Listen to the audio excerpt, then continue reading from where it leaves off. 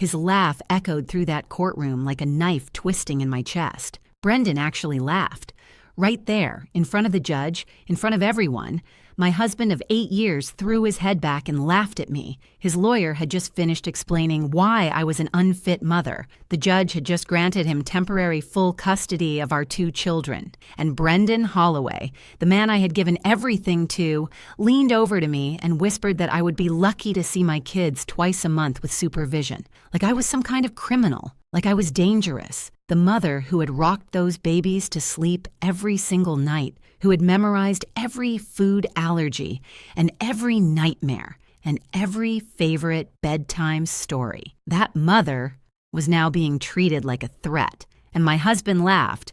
I am Azalea Salinas. I was 34 years old when my entire world collapsed in a California courtroom. 34 years old, married for 8 years, mother to Marisol, who was 7, and Theo, who was almost 6, with his birthday coming up in just 2 months. 34 years old, and suddenly I had nothing. No home, no children, no savings. Nothing except the clothes I was wearing and a used Toyota that made sounds like it was auditioning for a horror movie soundtrack every time I turned the ignition. My mechanic once told me the car was not broken. It was just expressing itself. I could not afford a second opinion. Let me tell you how I got there. And more importantly, let me tell you what happened next. I met Brendan when I was 25. He was charming, ambitious, climbing fast at a tech company in San Diego. I was working as a medical billing specialist at a hospital. Good, steady work that I was proud of. My parents were immigrants who taught me that hard work and honesty were the only things you needed in America. Keep your head down, do your job, treat people right, and everything will work out. I believe that. I really believe that. Brendan swept me off my feet. Fancy dinners, weekend trips. He told me I was beautiful, that I was the woman he had been searching for his whole life. We got married when I was 26, and Marisol came along a year later. Theo followed 2 years after that. Life was good. Life was exactly what I had dreamed it would be. When the kids were little, Brendan suggested I reduce my hours at work. Just go part-time, he said. For the family. The kids need you home more. I can provide for us. And because I trusted him completely, because I thought we were building something together, I agreed. I went part-time. I managed the household. I raised our children. I supported his career while he climbed higher and higher. What I did not know was that Brendan had been planning to leave me since before Theo was even born. He gave me an allowance, like a teenager. Every month, a set amount would appear in my personal account, and that was supposed to cover groceries, kids' activities, my gas, everything. If I needed more, I had to ask. I had to explain. And I never questioned it because I trusted my husband. My parents had a traditional marriage where my father handled the money, and I thought that was just how things worked. I was a fool, a complete and total fool. If I could go back and talk to that younger version of myself, I would shake her by the shoulders. But hindsight is 20/20, and foresight is apparently legally blind. The divorce papers arrived at my workplace, not at home, where I might have had privacy, not through the mail, where I could have processed it alone. No. A process server walked into the hospital billing department and called out my name in front of everyone. My coworkers watched as I was handed documents that destroyed my life. Brendan did that deliberately. Maximum humiliation. That should have told me everything I needed to know about who he really was. But it got worse. So much worse. His lawyer painted me as mentally unstable, neglectful, overwhelmed and incapable of caring for my own children. Every small moment of exhaustion that every mother experiences was twisted into evidence of incompetence. That time, Marisol fell off her bike while I was distracted with Theo. That time, I forgot to sign a permission slip. That time, I cried at a school event because I was going through a hard week. All of it documented. All of it saved. Brendan had been building a case against me for 18 months while I was busy loving him and raising his children, and he was not working alone. His mother, Constance Holloway, had been helping him the entire time. That woman had smiled at me across holiday dinner tables while secretly documenting every mistake I made. She had offered to babysit so she could take notes on how the children behaved with me versus without me. She had been photographing my messy kitchen, my unfolded laundry, my tired face, building a file, building a weapon. Constance was the kind of woman who could find fault with a sunrise. Too orange, too slow, not enough vitamin D. But the betrayal that broke me the most did not come from Constance Holloway. It came from my own blood. My sister Paloma testified against me. My baby sister, who I had protected our entire childhood.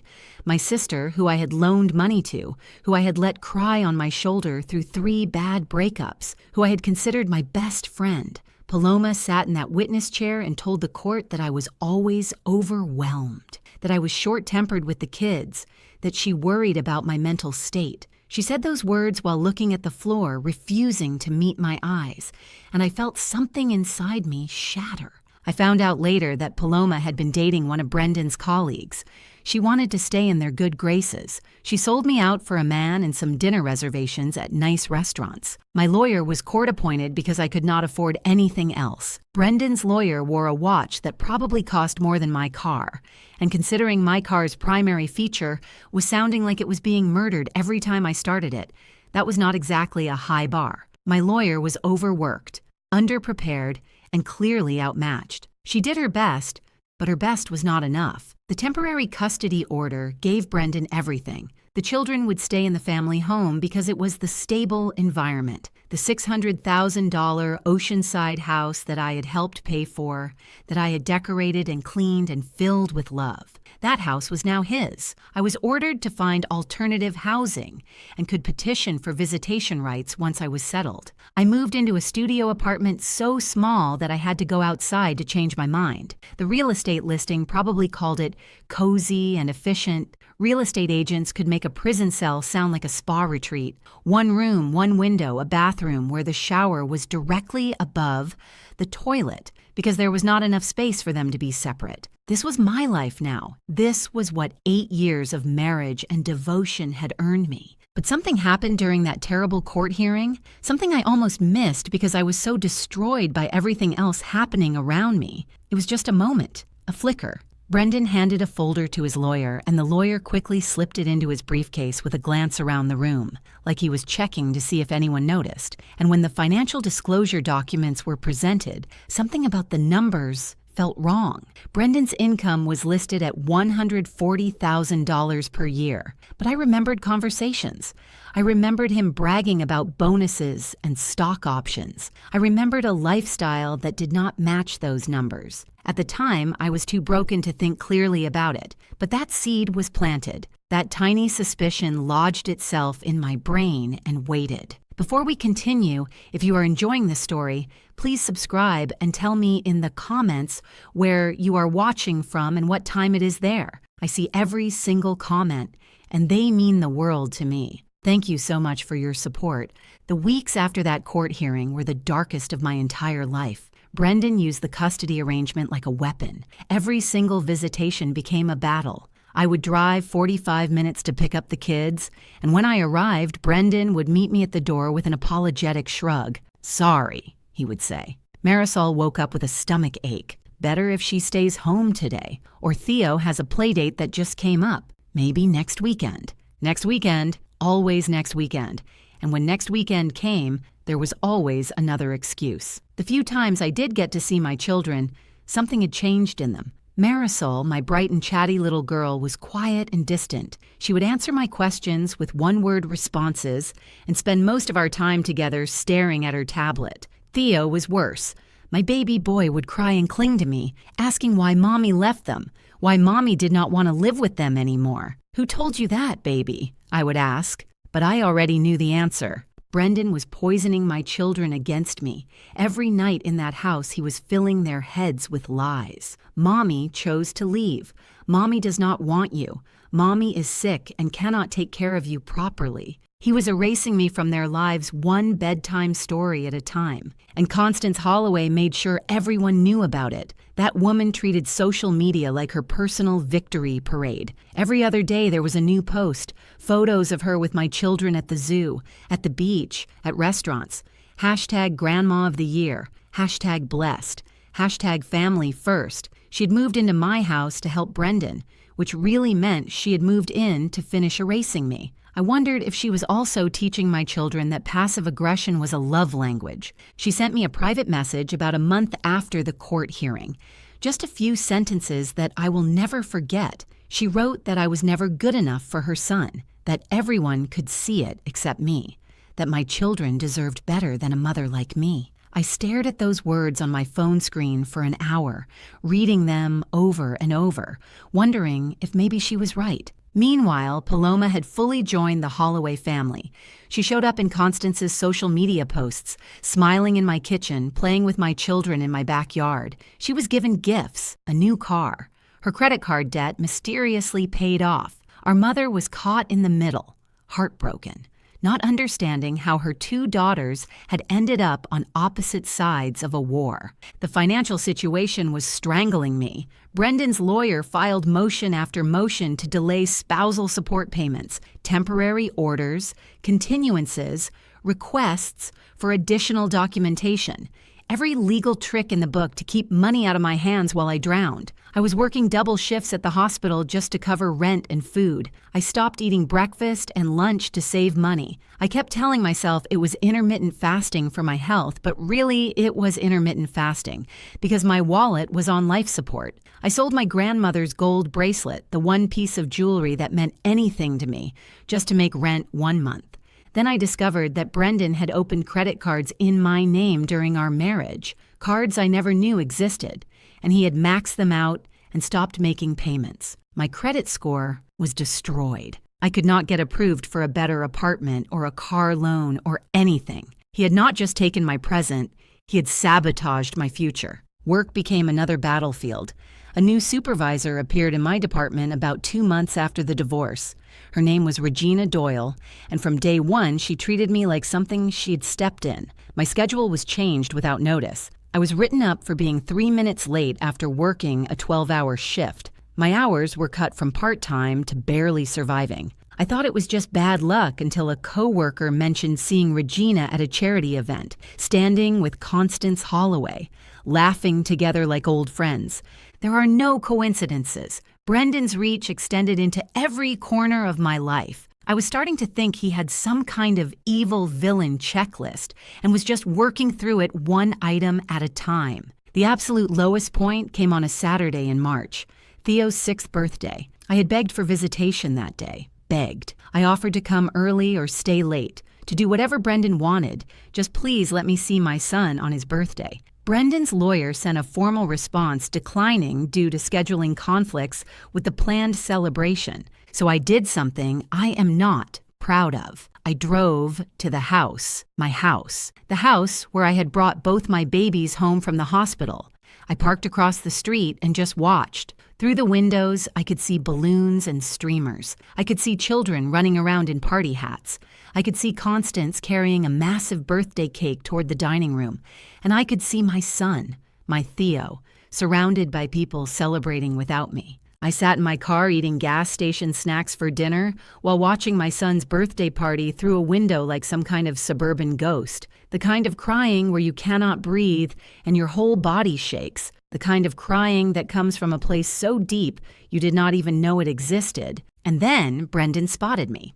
He came outside with his phone already in his hand, already dialing. The police arrived 20 minutes later.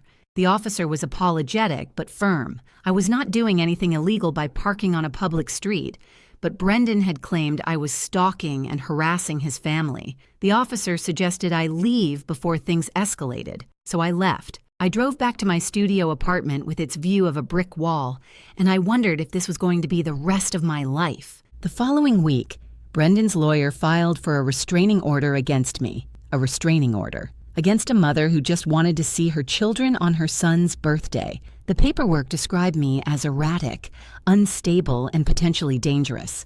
It requested that I be prohibited from coming within 500 feet of the family home, the children's school, and Brendan's workplace. I was going to lose everything, not just my house and my money, but any chance of ever being a real mother to my children again. Brendan was going to win completely, and there was nothing I could do about it, or so I thought. That weekend, I went to my mother's house for dinner. She had been trying to stay neutral between me and Paloma, but I could see the pain in her eyes, her 2 daughters torn apart, her grandchildren kept from her because she refused to take sides. After dinner, she mentioned that she had been cleaning out the garage. She had found some boxes of old things, stuff I had stored there years ago when Brendan and I moved into our house and did not have enough closet space. She asked if I wanted to take them or if she should donate everything. I was not in the mood to sort through old memories, but something made me say yes. I loaded 3 dusty boxes into my Toyota and brought them back to my tiny apartment. That night, I opened them expecting to find old clothes, maybe some books, forgotten wedding gifts. What I found instead was a plain black external hard drive. I'd completely forgotten about it. Back in the early years of our marriage, when Theo was just a baby, I used to help Brendan with his home office work, filing things, organizing receipts, sometimes backing up his computer when he was too busy. I had copied a bunch of his files onto this drive as a backup, and then life got hectic and I stuck it in a box and never thought about it again. I almost threw it away without looking. Almost. But something made me plug it into my laptop, and what I found changed everything. The hard drive contained thousands of files going back 6 years. Spreadsheets, emails, bank statements, legal documents. At first, I did not understand what I was looking at. The numbers were confusing, the language full of business terms I barely recognized. But the more I dug, the clearer the picture became. Brendan had a secret. 6 years ago, right around the time Theo was born, my husband had formed a limited liability company, an LLC with a boring, generic name that meant nothing to me. But according to these files, that LLC had been receiving substantial payments every single month. Consulting fees, the invoices said, transferred from his employer. But these payments never appeared in our joint accounts. They never showed up on the tax returns I signed. They went somewhere else entirely. I am not a financial expert. Numbers have never been my strength. I once balanced my checkbook wrong and accidentally convinced myself I was rich for about 3 glorious hours before reality came crashing back. But even I could see that something was very wrong. I spent the entire night going through files, taking notes, trying to understand the scope of what Brendan had hidden. By morning, I had a rough estimate. Over 6 years, Brendan had funneled at least $850,000 through that LLC. $850,000 that I never knew existed. $850,000 that was never disclosed in our divorce proceedings. But that was not even the worst part. I found emails, conversations between Brendan and his lawyer that went back years before he served me with divorce papers. In one email, his lawyer explicitly discussed how to keep the LLC invisible during the eventual divorce. Those words, the eventual divorce. Brendan had been planning to leave me while I was still nursing his son, while I was waking up at 3 a.m. for feedings, while I was surviving on no sleep and cold coffee. My husband was plotting how to hide money from me. This was not just a man who fell out of love and wanted to move on.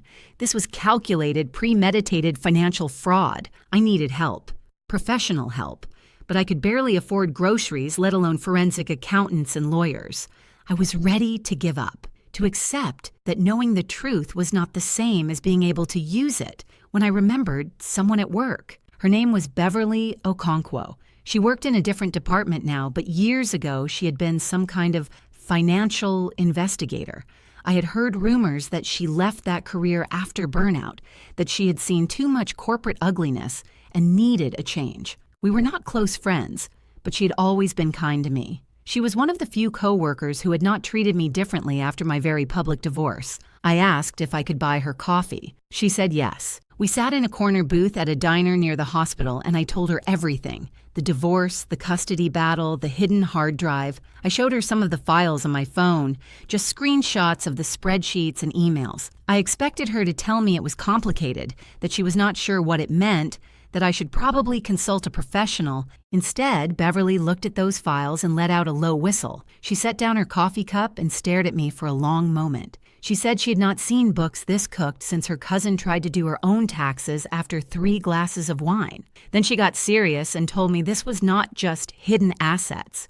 This was fraud. Beverly spent the next 2 weeks helping me understand what Brendan had done. She worked after hours using skills she thought she had left behind, tracing the money through various accounts. And what she found was even worse than I had imagined. The LLC owned property, a vacation condo in Lake Tahoe that I had never heard of, never seen, never knew existed, worth approximately $400,000. While I was selling my grandmother's jewelry to make rent, my husband was sitting on a secret vacation home. 4 bedrooms, lake view, hot tub on the deck. The audacity of it made my blood boil. But there was more. The LLC had been making monthly payments to Constance Holloway, listed as consulting fees for administrative services, $72,000 over 4 years. Constance Holloway, who had never done administrative work in her life. Constance Holloway, who spent her days posting on social media and shopping, and apparently committing tax fraud. These payments were clearly fake, designed to move money to his mother while creating fraudulent tax deductions. That was not just hiding assets from a spouse, that was tax fraud involving his entire family. My personal approach to money changed permanently after discovering all this. I realized that no matter how much you trust someone, you should always understand your own finances. Now I keep emergency savings in my own name only, money that I control completely. Trust is beautiful, but verification is survival. Beverly connected me with a former colleague of hers, a forensic accountant named Harrison Wells. Harrison took one look at the evidence and agreed to work with me on a delayed payment basis. He said cases like this were exactly why he got into the field. Then Harrison connected me with a family law attorney named Diana Prescott, who specialized in divorce fraud cases. She worked on contingency for situations exactly like mine. Diana was a small woman with sharp eyes and absolutely no patience for nonsense. She reminded me of a terrier, small but absolutely unwilling to let go once she had something in her teeth. She reviewed everything Beverly and Harrison had found, asked about 50 questions, and then sat back in her chair with what I can only describe as a predatory smile. She told me that this evidence was not just enough to reopen my case. It was enough to destroy Brendan completely. But then she said something that surprised me. She said we could not just go to court with this.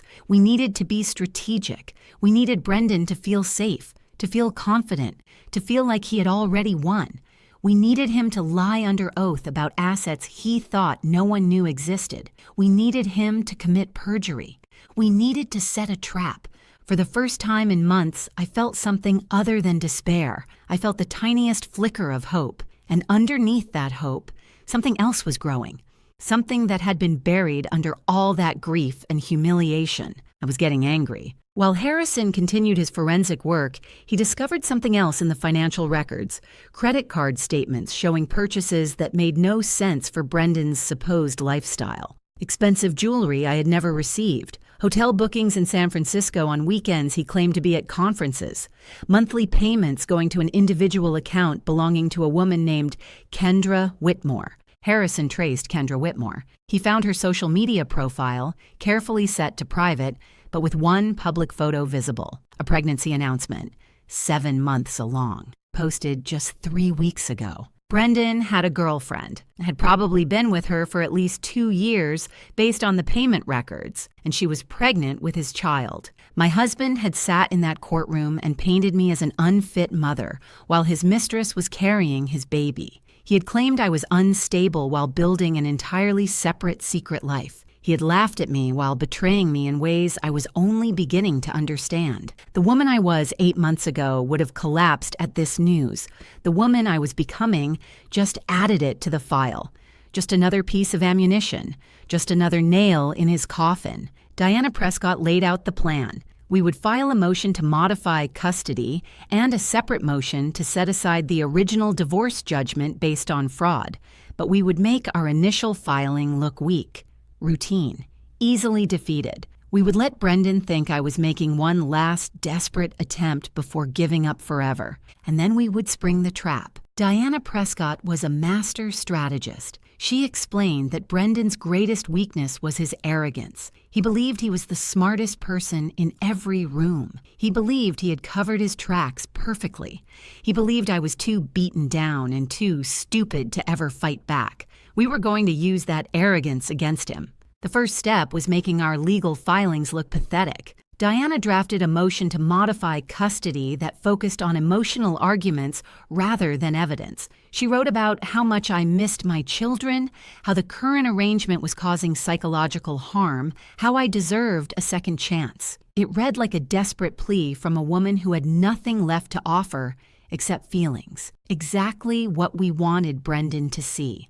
The second step was harder. I had to act defeated. Diana coached me on what to say if I ran into anyone connected to Brendan. I was thinking about moving back to Texas to be closer to extended family, I would mention casually. Maybe it was time to accept that California held too many painful memories. I let this information slip to my mother, knowing she would mention it to Paloma, knowing Paloma would run straight to Brendan. I practiced my defeated expression in the bathroom mirror so many times that my reflection started looking genuinely concerned for me. Method acting at its finest. The trap was set. All I had to do was look like a woman who had given up. Meanwhile, I had a smaller battle to fight. Regina Doyle had been making my work life miserable for months. Every shift was a new humiliation. But now I understood that nothing in my life was coincidence anymore. I started documenting everything, every schedule change made without proper notice, every write-up for minor issues that other employees got away with daily, every time she singled me out in front of colleagues. I built a file, just like Brendan had built a file on me, except mine was based on truth. Then I filed a formal complaint with Human Resources. I included evidence of Regina's connection to Constance Holloway, social media photos of them together at charity events, a screenshot of Constance, thanking Regina for being such a wonderful friend during difficult family times. The implication was clear. Regina was not just a bad supervisor. She was participating in a coordinated harassment campaign. HR took it seriously, very seriously. Within 2 weeks, Regina Doyle was quietly transferred to a different department across town. My hours were restored. My schedule stabilized. It was a small victory, but it taught me something important. I was capable of fighting back. I was capable of winning. Regina probably thought she was untouchable because of her fancy friends. Turns out fancy friends do not mean much when you leave a paper trail of workplace violations a mile long. The restraining order hearing came next. Brendan's lawyer presented me as an unstable woman who had stalked her own family on a child's birthday. Diana presented evidence that Brendan had been systematically denying my legal visitation rights for months, that his claims of harassment were actually attempts to control and punish me for seeking access to my own children. The judge reviewed the evidence and dismissed the restraining order petition. Brendan looked annoyed, but not worried. He still thought he was winning the war. Then came the deposition. For those who do not know, a deposition is when lawyers ask questions under oath before a trial. Everything you say is recorded and can be used against you later. Diana scheduled Brendan's deposition as part of our custody modification motion. She told him it was routine, just standard procedure for any custody case. Brendan arrived at that deposition with his expensive lawyer and his expensive suit, and his absolute confidence that he had already won. His lawyer was probably billing $500 an hour to basically sit there and look expensive. Nice work if you can get it. Diana asked gentle questions, easy questions. She asked about his income, his assets, his financial situation. She asked if he owned any businesses or had any business interests outside his primary employment. No, Brendan said, just my salary and standard benefits. She asked if he owned any property other than the family home. No, Brendan said, just the Oceanside house. She asked if he had any financial relationships with family members, any payments or transfers to relatives. No, Brendan said, nothing like that. Every single answer was a lie. Every single answer was perjury. And every single answer was recorded and documented and certified. Brendan's lawyer looked bored throughout the entire deposition. He had not prepared because he did not think he needed to. He did not know about the hard drive. He did not know about Beverly and Harrison. He did not know that his client had just destroyed himself under oath. After the deposition, Diana and I reviewed the recording together. She had this look on her face like a cat who had just cornered a very fat mouse. She told me we had him, completely and totally. Now we just needed to prepare for the final battle. But there was one more thing I needed to do first, something personal. If this story is resonating with you, I would be so grateful if you would hit that subscribe button. Your support keeps me going and means more than you will ever know. I went to see Paloma, not at her apartment where she might refuse to open the door. I found her at a coffee shop she frequented, a place we used to go together back when we were actually sisters. She looked up from her phone and saw me standing there, and her face went through about 15 different emotions in 2 seconds. I sat down across from her without asking permission. I took out my phone, and I showed her the emails. The emails where Brendan and his colleague discussed how to leverage her. The emails where they called her a useful idiot. Those exact words, useful idiot. The emails where they laughed about how easy she was to manipulate. The emails where her boyfriend promised to dump her once he got his promotion and she was no longer needed. Paloma read those emails and started to cry. Not delicate tears.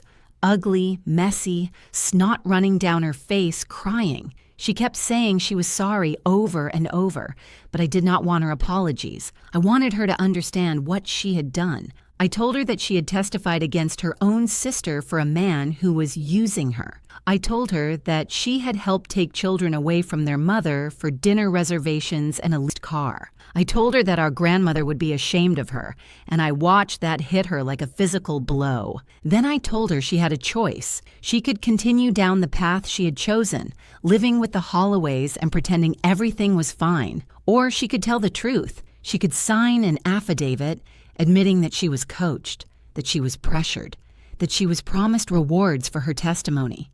She could try to make things right. Paloma chose the truth. 2 days later, I had her sworn affidavit describing exactly how Brendan and his lawyer had prepared her testimony, what they told her to say, what they told her to emphasize, how they promised her boyfriend would stay with her if she cooperated. It was devastating evidence of witness tampering, and it was going to blow their case apart. The week before the hearing, Diana and I did final preparations.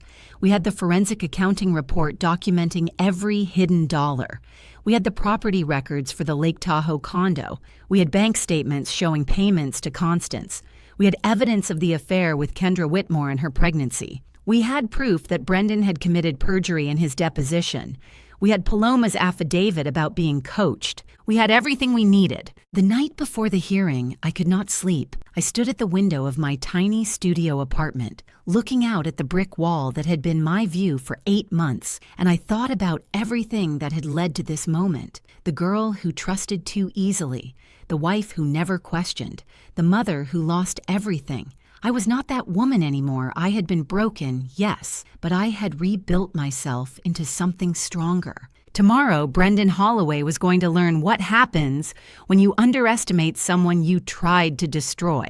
The courtroom felt different now. The last time I'd been here, I was a broken woman watching her life collapse. Today, I was something else entirely. Brendan arrived with his lawyer carrying a thin folder. They hadn't prepared for anything except an easy victory. Constance Holloway sat behind them, wearing pearls and a satisfied smile. Then I walked in with Diana Prescott carrying 3 thick folders and a banker's box. Behind us, Harrison Wells with his forensic accounting report. Brendan's smirk flickered when he noticed the folders. Diana's opening was brief. Evidence of fraud in the original divorce proceedings, deliberately falsified financial disclosures, grounds to set aside the judgment and reconsider custody. Harrison Wells testified first. He traced Brendan's hidden LLC, the monthly transfers disguised as consulting fees, total concealed from marital assets, $862,000. But he wasn't finished. Property records for a Lake Tahoe condo.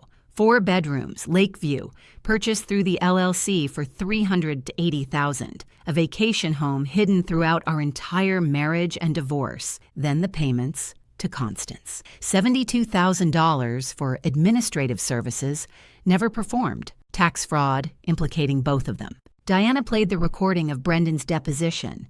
His own voice. Do you own any businesses outside your primary employment? No. Any property other than the family home? No. Any financial relationships with family members? No.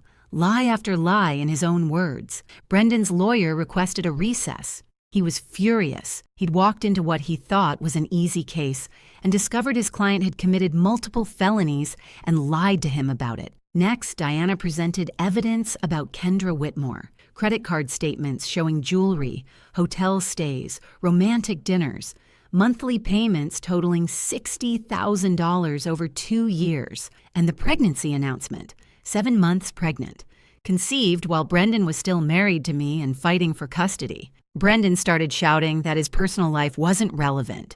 The judge warned him to control himself. Then Diana called Paloma Salinas, my sister. She testified that Brendan and his lawyer had coached her before the original custody hearing.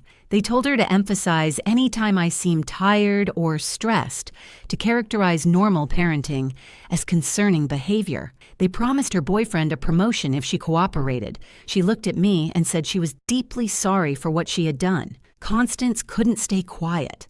She stood and shouted at Paloma, "Traitor, liar." The judge warned her. She ignored him. When Diana presented the tax fraud evidence implicating Constance directly, she completely lost control. She tried to approach the bench, screaming that I had fabricated everything. The judge ordered the bailiff to remove her. Constance Holloway was escorted out, still shouting, her careful public image shattered. I watched her go and felt nothing. She had become irrelevant. Diana delivered her closing.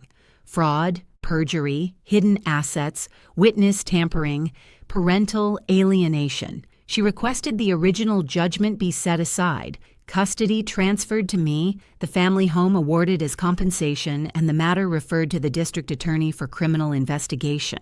The judge said she had seen enough. She called for a 1-hour recess to review the evidence and prepare her ruling. Brendan's lawyer was already on his phone as he walked out, probably calling his malpractice insurance carrier to warn them that a very bad day was about to get worse. Brendan sat alone at the defendant's table, staring straight ahead at nothing, looking like a man watching his entire life collapse in real time. The man who had laughed at me in the same courtroom 8 months ago could not even lift his head. 1 hour later, the judge returned with her ruling. She began by stating that in her 22 years on the bench, she had rarely seen such egregious misconduct by a party in a divorce proceeding. She said the evidence of fraud was overwhelming and incontrovertible. She said the perjury committed during the deposition was a serious criminal matter that would be referred to the district attorney's office for prosecution. Then she delivered the judgment. Custody of both minor children, Marisol and Theo, was immediately and fully transferred to me. Physical custody, legal custody, everything. Brendan would receive supervised visitation twice per month, pending investigation of the parental alienation allegations. The same arrangement he had tried to force on me, the same humiliation he had wanted me to suffer. The family home in Oceanside was awarded to me.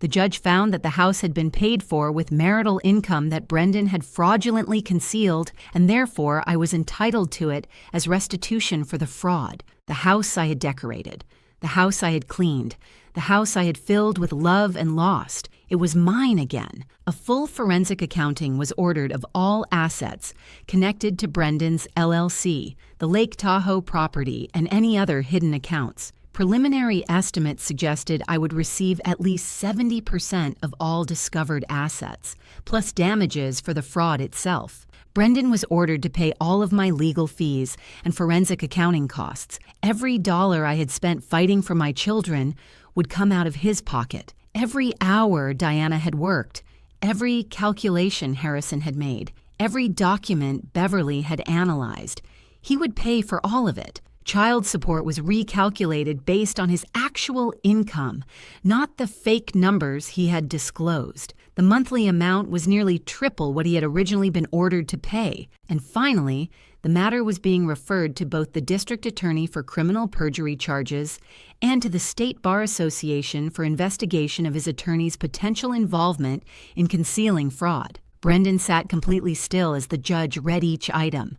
His face had gone from white to gray to something that did not have a color. His expensive suit suddenly looked too big for him, like he had shrunk inside it. His lawyer was already packing his briefcase, not even pretending to be part of the case anymore. When the judge finished, she looked directly at Brendan. She told him that she hoped he understood the consequences of his choices, that he had not just committed financial crimes, but had attempted to destroy the relationship between his children and their mother. That, in her experience, people who behaved as he had rarely found happiness because they carried their dishonesty with them wherever they went. Then she adjourned the hearing. I stood up on legs that felt like they belonged to someone else. Diana shook my hand and told me we had won. Harrison Wells nodded at me with professional satisfaction, but I could barely process any of it. 8 months of fighting, 8 months of surviving on nothing, 8 months of crying alone in a studio apartment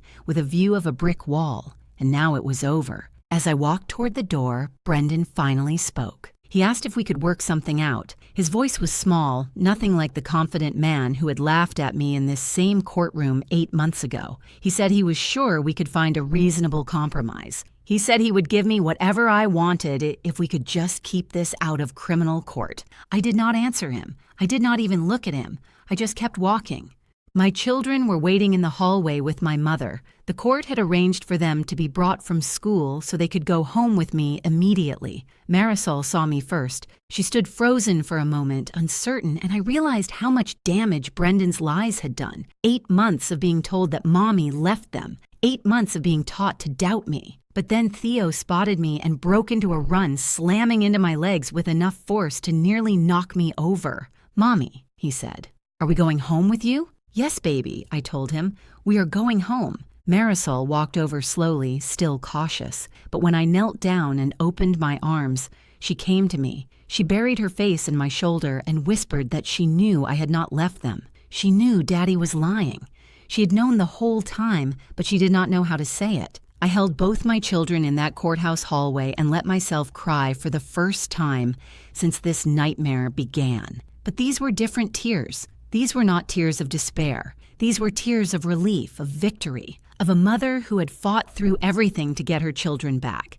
Everything unraveled quickly after that. Kendra Whitmore left Brendan within a week of the hearing when she realized the money was gone and criminal charges were coming. Apparently, love only lasts as long as the credit card works. Constance Holloway received her own letter from the IRS about the fraudulent consulting payments. Last I heard, she deleted all her social media accounts. No more #blessed for her. Brendan's lawyer withdrew from the case and faced his own bar investigation for potentially helping conceal the fraud. And Brendan himself? Last I heard, he updated his dating profile to say he was going through some life changes, which I suppose is technically accurate if you count potential prison time and losing everything you ever had as life changes. 3 weeks after the hearing, I stood in the doorway of my home, the home I had lost and won back. I watched my children playing in the backyard, the same yard where I had taught Marisol to ride a bike,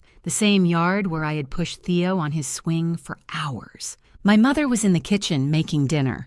Paloma was there too, tentatively rebuilding what she had broken. We were not okay yet, my sister and me. The trust she had destroyed would take years to rebuild, if it ever could be rebuilt completely. But we were trying. Family is complicated.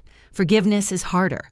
But we were taking it one day at a time. The sun was setting over Oceanside, painting everything gold and pink. I thought about the woman I had been a year ago, the woman who trusted blindly and questioned nothing, the woman who let herself be controlled because she thought that was love. That woman was gone. The strongest revenge is not destroying someone who hurt you.